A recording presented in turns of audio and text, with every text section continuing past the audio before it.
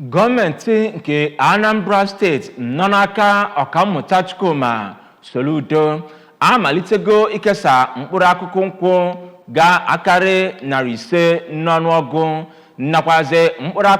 akụkụ oyibo ga-akarị 170,000 n'ọnụọgụ bụ nke a ga-ekesa n'ọnụmara wọdụ dị 326 enwere n'ime Anambra steeti. Ya bụ amụma bụ nke malitegoro ụnyaahụ ebe okpuru ọchịchị obodo ruru 10 n'ọnụọgụ pụnọ wee na-anara oke nke ha nke na otu wọd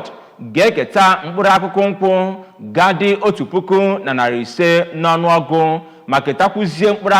akụkụ oyibo ga-adị 500 n'ọnụọgụ ka Valentine Mbadowa kọtọpụrụ gị akụkọ a.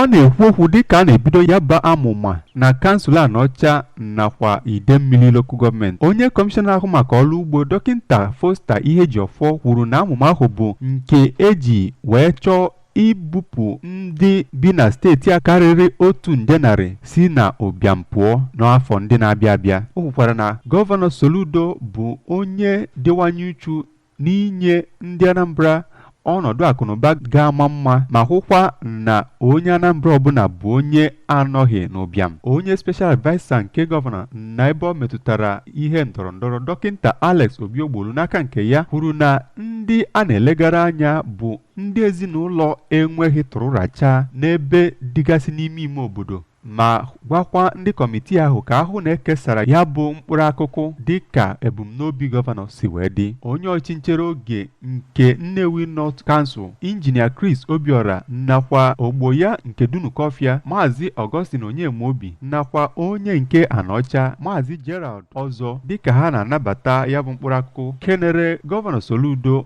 maka ya bụ amụma. Ha kwuru na ukwu akị bekee nakwa ukwu mkpụrụ akwụ bụ nke bara uru iji wee wugharịa ọnọdụ akụnụba. Onye chairman nke apụga na kansụl Anọcha Chief Anthony Ugoji tokwara ya bụ amụma inyefe ya bụ mkpụrụ akụkụ n'aka ndị kọmitii chairman na kansụl dị iche iche na steeti a bụ ihe pụtara ihe na ya bụ mmemme.